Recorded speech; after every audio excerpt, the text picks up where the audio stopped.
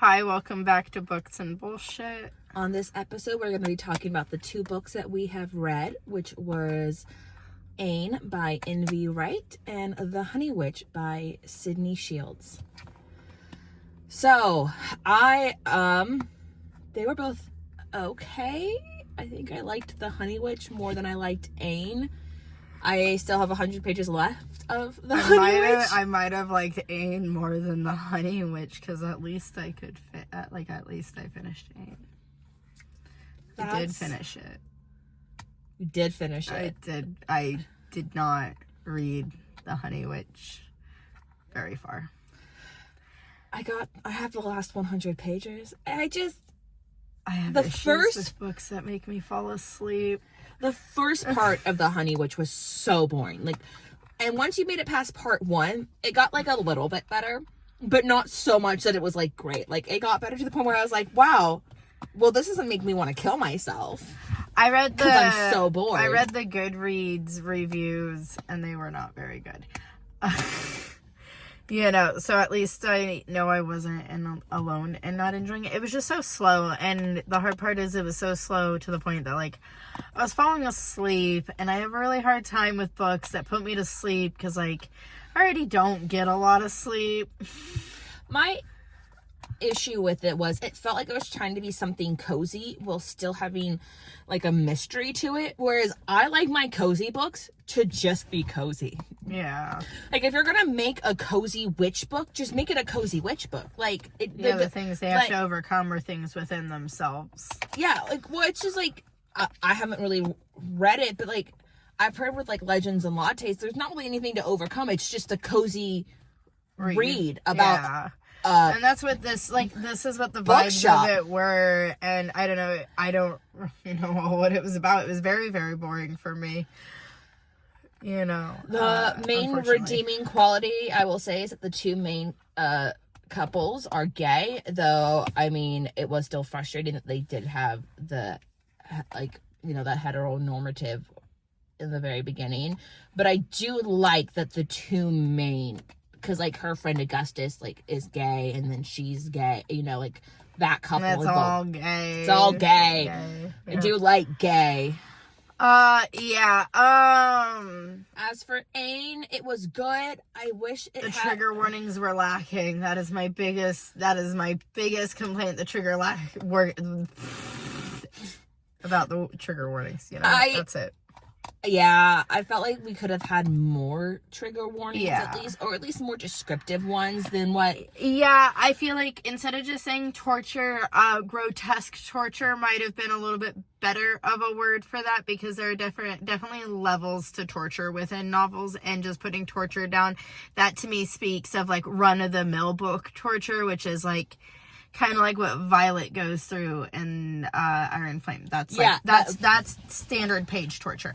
What Aine goes through in that book was fucking grotesque. To the point that when the second chapter started and we were still there after switching back to her point of view, I looked at Scott and I was like, if she's not rescued by the end of this chapter, I don't think I'm going to be able to finish this book. And then I finished that chapter and I didn't read it for 2 days because it was just that was so rough for me. Well, it was the way they did it. And then I will give it this. As much as I wish it had better trigger warnings, so I was more prepared for it. It was good. Lacking in character description. But I do like how she did showcase the healing from those traumas. I feel pretty well. I like that she wrote trauma phenomenally. I do like how the main character. About that author. I like that the main character didn't overcome her trauma immediately once the main love. By the end of the book she had it. Yeah. And I like how, she met the main love interest, and it wasn't, an instant, all my trauma's healed. Oh, and the mate bond is overpowered, everything. I actually really enjoyed how this author wrote trauma. I felt one, it was written from a place of actually being somebody who'd lived through some pretty fucked up shit.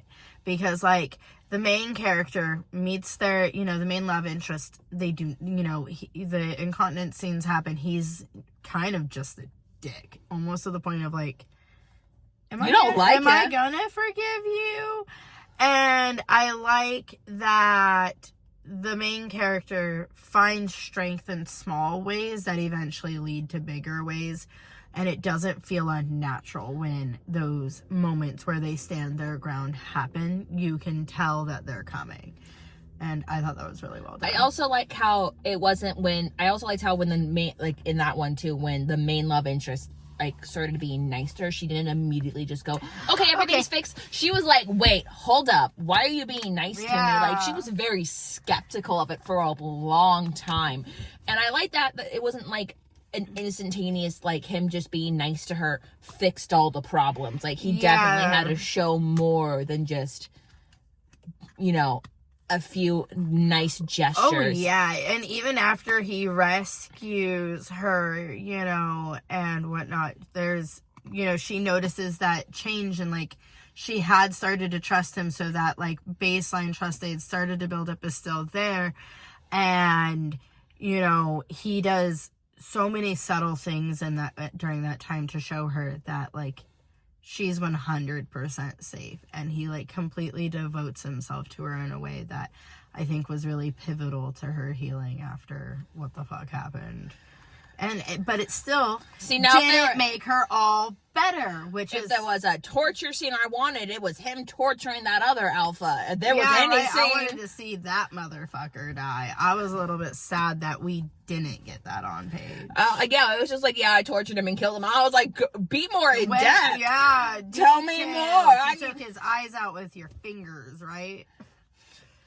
Broke every bone in his body and plucked all his hair out one by one, including the eyelashes. Yeah, you know what I mean? He just fucking deserved it. I really enjoyed how Aine had developed a relationship with what the fuck was her name? Olivia?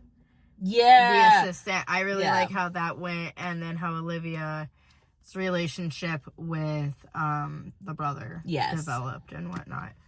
I liked how all the relationships kind of developed really naturally.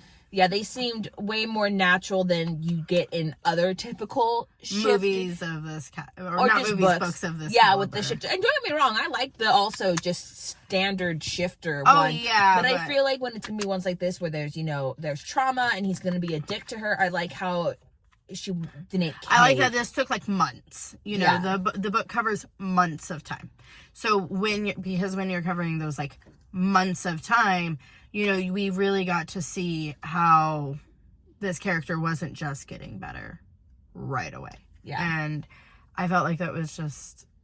Aine was really well done. My biggest issue is the lack of trigger warnings. I would have enjoyed one for the incontinence that happens on page twice. Just because I know that can be hard hitting for some readers like myself. Like, that was a little bit rough for me to just read, and then it was especially the first one happens pretty early on in the book. And we haven't had time to like get to know our main character super crazy long, and then they go through this like really awful things at the hands of somebody who's supposed to be their mate. And like in shifter novels, I'm not saying you gotta be, you know, I love when there's ascension. I love enemies to lovers in shifter novels, especially. I love when we get an alpha who just like doesn't want his fucking mate bond. They normally always put somebody else in charge of that person, and the other members of the pack aren't going to defy their alpha in a way that leaves somebody in that position. And he definitely would not have shamed her when that happened. He would have made like a nurse or someone else come take care of her. And there's just certain like bad alpha standard in shifter novels, and that scene right there in the following with the shower, that was not something that would standardly happen. Or if it did, he wouldn't be sitting there berating her. He would just be like dead fucking silent, and he probably would have just like put her in the bathroom, dropped her in the shower, and fucking left. Yeah. And then like the next person she would have seen would have been like one of the like women from the hospital. You know what I mean? I did not like that I did not like the pee-pee scenes and stuff. They just bothered me. That tends to be a soft spot for me, though. That's fair. And then I don't know. I'd read the author's thing for Honey Witch, and it was supposed to be like a warm hug from like a lost loved one, like her grandma. And I wasn't getting that. Like, that's why I was like, I think I would have rather it have been I got nap. I would rather it have been more cozy with her learning how to be a witch with her grandma, if that was more what she was going towards. Yeah, you know? it definitely should have been a more cozy novel. I also just feel like the beginning part probably could have been skipped from the sounds of it. Because based on the reviews I read, and then like either skipped or definitely shortened. Yeah. I don't think it needed to be a full 100 pages. I also just feel like there's definitely some editing to the writing language within the first couple little bits that could have been done better. I was immediately confused when we had that first little bit from her grandmother like prior, and then it like switches to her, and I was like, wait a second. And I just like it when it's a little bit more labeled. And that's just for my sake of I read a lot of books that change point of view, and that is normally something that is you added the clear. Because like I for some reason it was talking about how her hand was withered and it changed to her, and I was thinking at first I thought that was like a past life of hers, and now she's that's what was hard for me, is I couldn't tell, like, was that supposed to be like a past life or a relative or like a premonition, or like it wasn't clear that first scene was like in the past or in the future, when that scene takes place for the other, because that first character, and then when this is taking place in relevance to that. And when you're doing a more historical timepiece like that, you need to be very clear when certain events are happening, because you are talking about some events that tie into each other over periods of time, because this is a historical piece. Because I have also had ones where it's like the beginning does start with like a snippet of like the main character's like past life, and then jumps into their current one, and then as you go throughout it, you realize how the past plays. Yeah, but I've always had that like clearly marked by like the past life. So like when the moon hatched, we get journal entries throughout that, and the journal entries are from the main character's life before she like basically turned into a moon and then fell to the earth and like was alive again and then tortured and like all this other shit happened. But they're from her previous life, and it's not made clear to you at all through for a good chunk of the book. About halfway, I would say, you start to kind of like be like, are they the same person? And it's done in a way of like, you're reading diary entries, you're reading like someone's journal entries, and you know these are from a past event, and you know, like, and you hear the history in present day where they talk about where like these are some of the events that happened, and you know you're reading someone's journal from them, but you don't quite know whose it is or why it's important until about that halfway point, and you start to put together that this is actually the main character. Yeah. You know. Beautifully done. There are plenty of ways to do that where it's not, here's like my intro, and then all of a sudden chapter 1, Marigold is blonde haired and skinny and da da da. What the fuck? You know what? Even though it was boring, at least she gave better descriptive details than Aine. I will say that was something about Aine that really bothered me. I didn't know. What did she look like? She had brown hair and she was short. Like, what the fuck did she look like? And hazel eyes. At one point, she compared herself to a girl that had brown hair and hazel eyes and said that they seemed similar to hers. You know. And that's it. That's all we know. And then we know all the wolves are really tall with dark hair and dark eyes and extremely attractive. Yeah. And like that kind of bothered me. I like a little, at least, like, you know what, that would have been suitable for the boys. Give me more about the main character. I need to know how she looks different than everyone else, not just that she's short. I like knowing who I'm picturing in my head, what the characters look like, especially because I don't see pictures in my head. So like, I need I don't want the descriptive details to be boring like in the Honey Witch, but I need them to be thorough enough that even though I can't see pictures in my head, I have a rough idea of like what this person can look like, so I can maybe conjure up like basically, you know, a fan art or celebrity image of it. I look at a lot of fan art for books, so same. I can't really see images in my head. Like if someone was like, I have an egg, I can't, like, I don't see not. What do you mean? Darkness. Like yeah, it's just dark. Like, I know the concept of an egg. I know what an egg should look like, but the image doesn't project into my mind. Like, I never thought, like, it took me so long for people to be like, yeah, I see it in my head, like that they were talking about, like, actually seeing it. You see I was like, I mean, yeah, I understand the concept of what I'm supposed to be seeing, but like, what do you mean? Like, I don't see the image either. That's also why I like knowing what people look like, so I have a better understanding, so then I can try and remember what, you know. And she gave such decent descriptions of, like, what the village looked like and what the, like, territory looked like, that it was a little bit weird to not have that carry over to character descriptions. Yeah. Meanwhile, the Honey Witch was so fucking boring for me. It was just, oh my god, I feel so bad. Especially because I paid $7 for it. I bought it. I never, like, I buy books, but I buy physical books, and then I read Kindle Unlimited books, you know what I mean? But I don't buy digital books. And I bought this as a digital, I couldn't even fucking read it. I mean, like, literally, I fell asleep reading it. And honestly, like, the second I do that with a book, it is really hard for me to ever pick it back up. Like, I tried a couple of times. I really couldn't. I had another book that came out on fucking Tuesday. But prior to that, I'd started a book to motivation read. But then that did not fucking help. That book was 10 times better than fucking The Honey Witch for me. But it's a gothic academia book, you know, and 5 boyfriends. It's just, that's my tea. You know, I thought it'd be good because it was like one of my fairy loot books. And so I was kind of like, oh, well, I mean. Yeah, I thought it was going to be good because you got it in a now that are not always great. Yeah, I didn't know that. That's a little disappointing. At least it's pretty. So pretty. At least it's really pretty. You know what I mean? Some books are just meant for display. That's okay.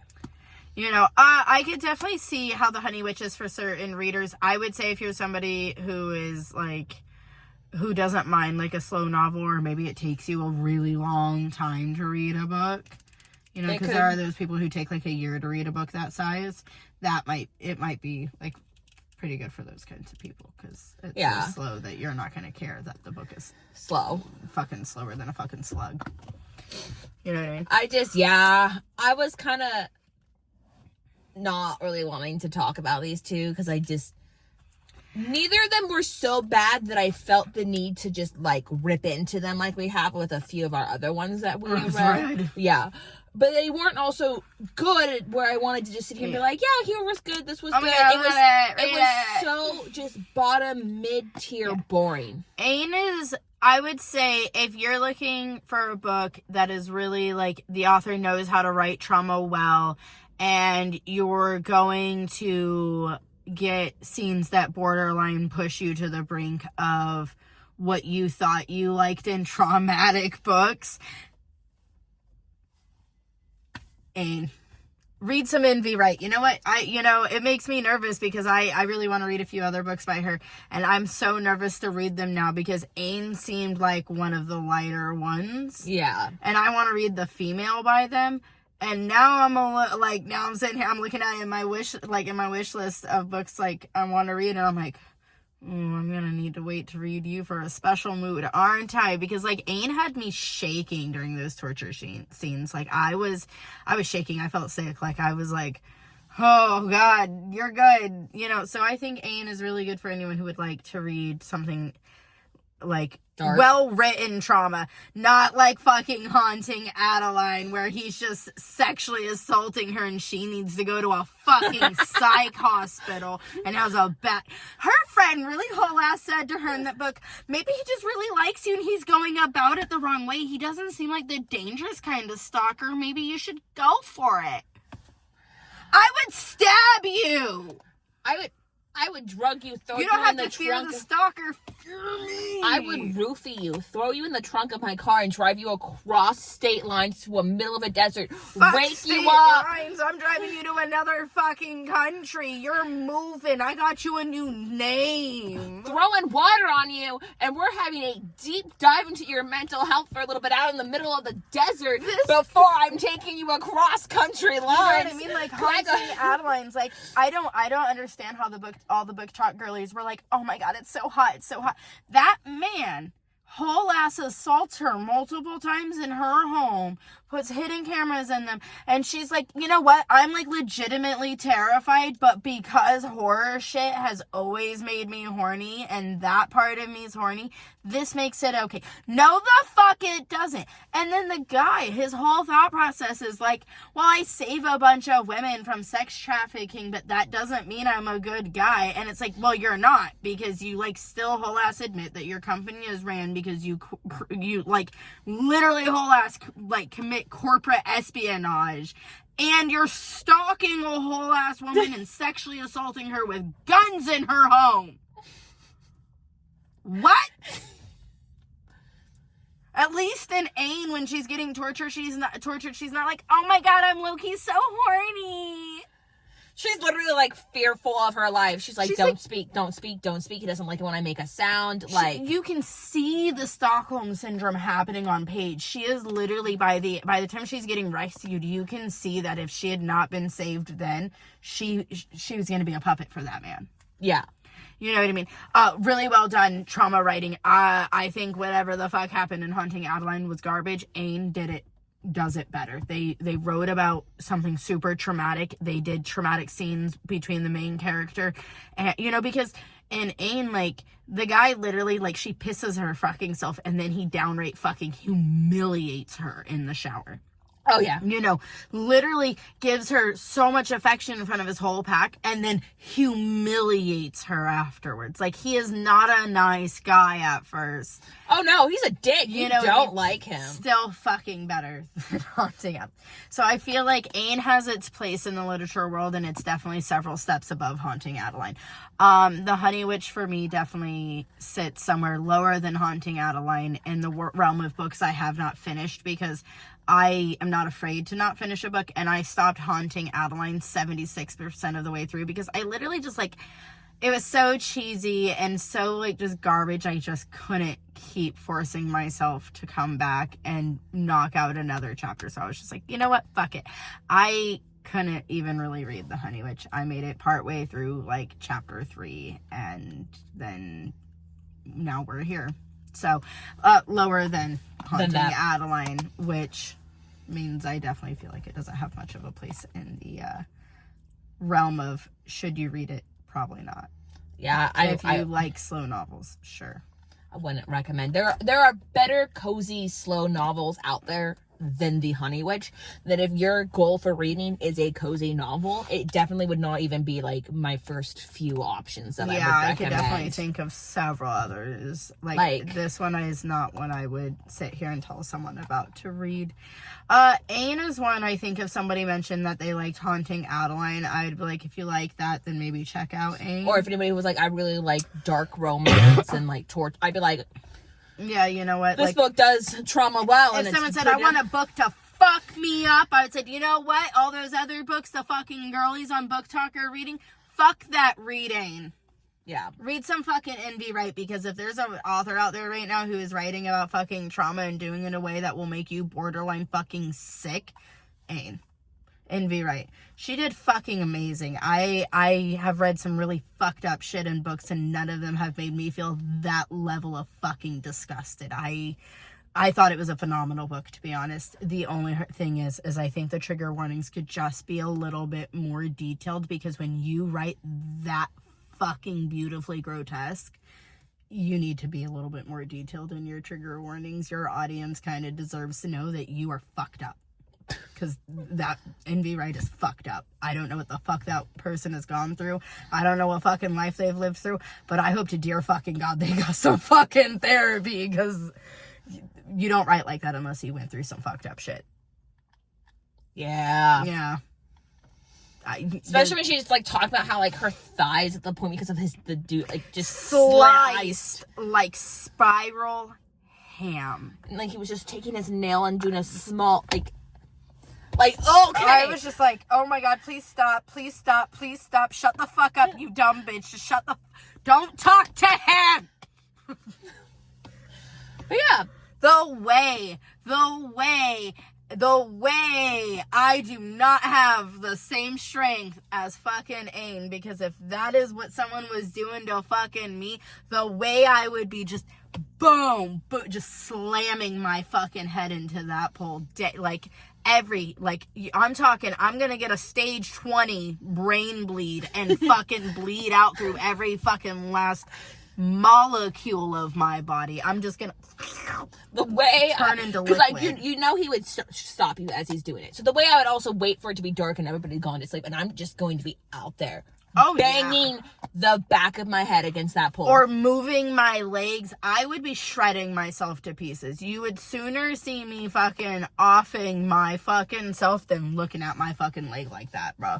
Yeah. I absolutely fucking not me. Not this life. I also don't have a high threshold of what would make me stick around either, because a minor inconvenience in a horror movie and I'm the one like, yeah, let me go. I think, you know what, I think I got some decent will to live. But in that situation, you know what? Fucking count me out. Fuck everyone else. I'm fucking done. My family, my village fed me to the fucking woods. Those wolves ripped me up. I pissed my fucking pants in a wheelchair. I've been humiliated multiple fucking times. I just got fucking kidnapped and now my leg looks like Christmas fucking ham. No, fuck this shit. I'm out. Fuck everyone. You know what? That would There's be my my 13th reason. Because also, but like, I feel like any dark one, I'd be like out though. I'd be like, I can't do this. I'm out. I'm done. You know what? If I was in like some of them, there's a few I you know what? I wouldn't mind. There's a few I wouldn't mind. But you know, this one, Hunting Adeline, I'd probably just kill myself. Honestly, if I was in Hunting Adeline, the second he fucking put up my snitch snatch, fuck that. He just left me on the floor and a piece of my soul fucking died as he walked out the door. Yeah, the part of me that's gonna yeet myself off the fucking cliff at the back of my house. Fuck this. He wants to stalk me. He can stalk me from the grave. That's the ultimate power move. You want to stalk me? I'm dead. Kill yourself, bitch. You wanted to see me broken? Well, you succeeded. Yeah, now I'm a little fucking ragdoll at the fucking cliffs. Wee, I'm in the waves. Wee, I'm in the waves. Yeah. Also, when I say that, I mean like also like zombie movies. Though I'm out. I'm no, bitten. I would have. I honestly, that's it. I think I would do fantastic. I don't want to try and survive. I don't want to have to kill zombies. I don't want to kill the humans that are still alive who are now pieces of shit. Like, no, just, I want to be part of the winning crew, which is the zombies. Take me out. Yeah. No. I definitely, you know what? Murder's legal. That means somebody else could murder me. Yeah, you know what? Sounds like it'd be pretty quick. Suicide in those times, fairly limited. I wouldn't want to be a zombie. You know, ammo. There's still cliffs. Not a lot, you know. There's still cliffs. Yeah, I mean, but you still have to survive to get there. I might as well go out fucking fighting on my way. And honestly, I'm thinking like there's tall buildings. Yeah, see, but I'm gonna go about it like Cocaine Bear. Obscene amounts of drugs and a chainsaw. Or a regular saw. You know what? Just a fucking hatchet or something. I will say. Oh no, I'm a white woman. The biggest one I would never do is saw like his little traps. If I ever woke up in one of his traps, the way I'm going back to sleep until I'm dead. You know what? Saw, yeah, I'd probably just let myself. Especially like the one with the razor blades. Like you're telling me I have to crawl through that? No, the way I'm just slitting my wrist straight down. Full fucking Hannah Baker, bitch. Like, the way he's like, I see you like to self-harm. Crawl through these razor blades and then make it through this trap door. Okay, it's called an amusement park. Deep dive. Like, the way I'm, like, making eye contact as I just... Yeah, you know what? I won't get some of the fear in some of these. If I woke up and I had just, like, a cage around my head, I was just ready to, like, just snap it fucking... I would just be like... You know, I've had this dream before. The only one I wouldn't want is like that one with the mouthpiece where it just pulls and then it like rips and like there's like some of them are like just really grotesque and like are ways that I just would not like to die in. But I'm also not going to try and undo that entrapment because I know I'm going to fail. I'm just going to be really sad that that's the one I woke up in and not the razor blades. Yeah, you know, I think Or the one where he's like in a room and it's like he either starves himself to death or he cuts his leg off. Dude, no, you left me something to cut my leg off. You know what that can do? Slice my throat. Way quicker of a death than starvation. Right, like, well, I mean, where on the leg? I think it was like his ankle. You know what? At that point, I'm gonna just cut my fucking ankle off. I mean, I guess I could go a couple rounds and saw if that's like, because I'm assuming you go through that one and then it gets worse and worse. I actually haven't never seen fucking Saw. No, that one was like, it's individual people. It depends on like whatever thing he's decided that you've done that's bad. Then he makes a trap. Well, you know what? I'd cut my fucking ankle off. I could cut my ankle off. But like that you know what? Some of those. You didn't know you had to cut your ankle off. Like you started being served and then there was a gun and there was like another person in there and there was like one bullet and then you like fought and whoever died and then through that and then like there was more to it. You know what though? I probably would have been the one to die with the bullet, so I wouldn't have had much worries. The way I wouldn't have even thought they would have dropped the gun and I'd be like, do us both a favor, take me out. Oh yeah. The way I would zero fighting me at that point. If we woke up in a room together, I would just pose us in a way where like we could shoot the gun like through our necks, you know what I mean? We wake up, but they were on opposite walls. And then the gun was dropped in the middle. Well, yeah, but that means you guys can like somewhat meet in the middle. Yeah. Or at least one of you can get all the way there. So I would let me have all of it, right? And one of us grabs the gun and then we pull it in a way to where we're both like in the middle and then guns can still travel if they're not stopped. So you go through this like thinner part and it just takes us both out. 2 for 1. 2 for 1. Buy one, get one free. But it's like I watch those horror movies and I'm over here like I wouldn't even try it. Haunting ones I would because like if I put all my money into a house and it's super haunted and I'm about to die from ghosts, bitch, I'll live under a bridge. It's fine. Yeah. I'm burning that house out. All my shit included. Right. My books will fit in the trunk of my car. I'm going to be throwing my books in the trunk of my car. A house made of books for you. And then I'll just burn my house down. And then, if anything, your stalker would go through the wreckage of your house and be like, there's no fucking paper in here. She didn't die. We found a body. There's no books. It's not hers. That'd be a fucking hilarious. No, but books burned, papers burned, so it'd be the whole. He wouldn't. Yeah, but like unless you get it to be bad enough of a fire that no one responds to, you know what I mean? Burning. I'm putting a shit ton of gasoline, kerosene. I'm putting like shit like that in the middle of my house. You're a dramatic suicide or fake deather. I'm tossing a match in it. No, I'm trying to kill the ghost that still live in that house. I'm trying to burn that plot to ash. You can't kill a ghost. But I'm trying to burn the plot to ash, so if I want to rebuild on the plot, because I own the plot of land, not just the house, potentially the ghost won't come back. Well, no, because, I mean, they probably haunt the land, not the house. Well, you would probably want to, like, cleanse the land. But it's easier to do when there's no house. You burn the house down, and then you lay all the cleansing shit. I'm just saging the earth! Please, I just want to read in peace. At that point, the ghost is just like, I can't. Bitch, you can. That's when you end up getting a ghost lover. My stalkers. There's 2 people.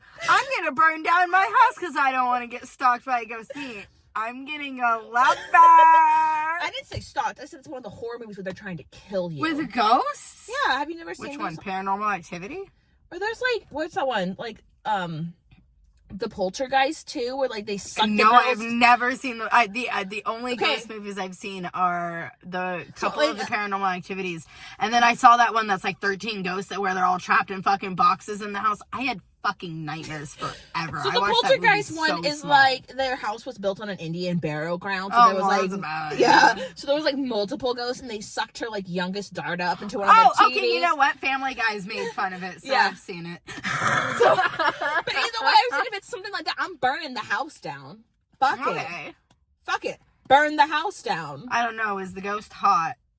I don't know. There was multiple ghosts because it was an Indian It funeral would. plan. You know what? It would really depend how hot the ghost. Or it's is like, for have you me. ever seen American Horror Story? And there was like one that was like Roanoke, and it was like her Roanoke. Roanoke. Yeah. They bought the house, and then like the people from like the 1800s were like stalking, and they were like actively killing people. Oh yeah, I've seen bad ghost. Okay. Yeah, bad ghosts. That one, and that one they even Only had, corny ghosts. but like she was like all her money's tied up into this, and then like literally they got like whatever dude to come in and like cleanse, and he was like, if you burn the house down and you leave, they'll let you go. And she was like, but our money. I'd be like, give me the gasoline. Insurance. I'm The way staging a fire. Fuck. The way I'm buying gasoline, the way like out. You're telling me, you know what? I don't fault you. You're telling me I can burn this thing and they'll let me live? Bet, All right. bitch. Anyway. Tangent. Join us next time when we read Rebel Witch. Rebel Witch by Kristen Cicerelli. All right, bye.